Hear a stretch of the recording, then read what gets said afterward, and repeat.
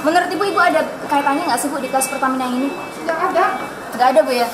Data yang dimiliki oleh penyidik bahwa yang bersangkutan itu pernah memberikan persetujuan terhadap kontrak. Sejauh mana Anda memahami ini, Bu? Belum paham. Jadi ini terkait apa Bu? Atau penandatanganan kontrak yang mana Bu? Nggak ada. Menurut Ibu ada kaitannya nggak sih Bu di kasus Pertamina ini? Nggak ada. Nggak ada Bu ya?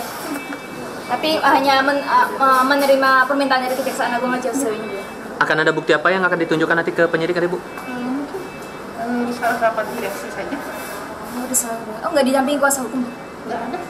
Oh, sendiri aja. Siap. Dapat kami sampaikan bahwa benar ya hari ini penyidik melakukan pemanggilan terhadap yang bersangkutan untuk diperiksa sebagai saksi dalam perkara dugaan tindak pidana korupsi tata kelola minyak mentah dan kontrak ya di subholding ya Pertamina Patraniaga. Yang bersangkutan tentu akan didalami dalam kapasitasnya selaku direktur utama ya Pertamina yang berdasarkan data yang dimiliki oleh penyidik bahwa yang bersangkutan itu pernah memberikan persetujuan terhadap kontrak terkait dengan kontrak storage yang ada di Merak ya, dan kalau tidak salah itu jangka waktunya dalam kurun waktu 10 tahun ya.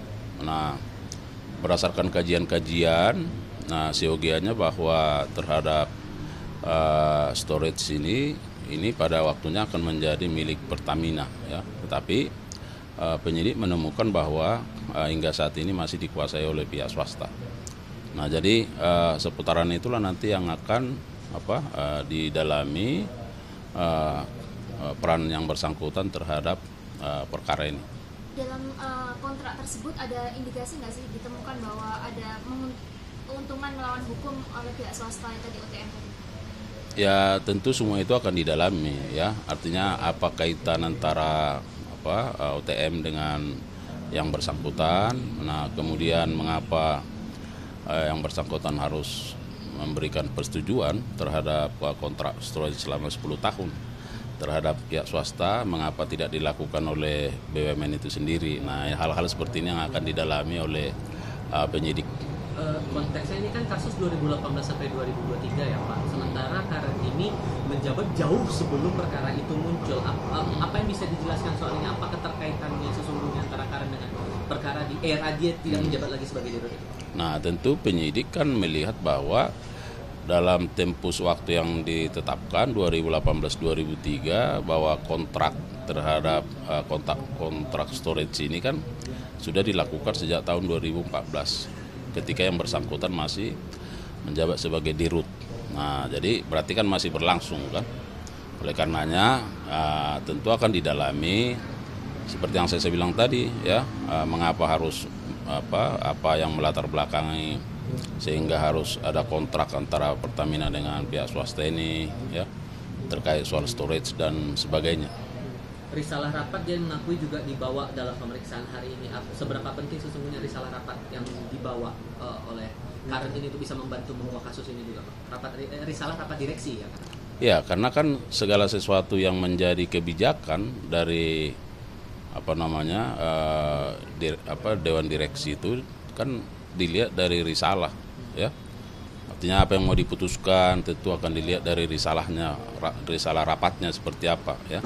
Apakah ada misalnya di dalam risalah itu kan sudah ada hal-hal yang dibicarakan lalu diputuskan. Apakah misalnya risalah itu sesuai dengan hal-hal yang dilakukan atau di luar itu. Nah itu yang akan penyidik juga gali ya, karena kita tahu bahwa kalau tidak salah OTM itu sekarang kan masih terus dikuasai oleh pihak swasta. Pagi Mbak Karen, sejauh mana Anda soal kasus yang akan diperiksa ini, Bu? Sejauh mana Anda memahami ini, Bu? Belum paham. Jadi ini terkait apa Bu? Atau penandatanganan kontrak yang mana Bu? Menurut Ibu ada kaitannya nggak sih Bu di kasus Pertamina ini? Nggak ada. Nggak ada Bu ya?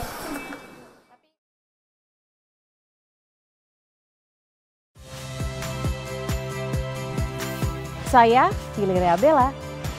Saksikan program-program Kompas TV melalui siaran digital, pay TV, dan media streaming lainnya. Kompas TV, independen, terpercaya.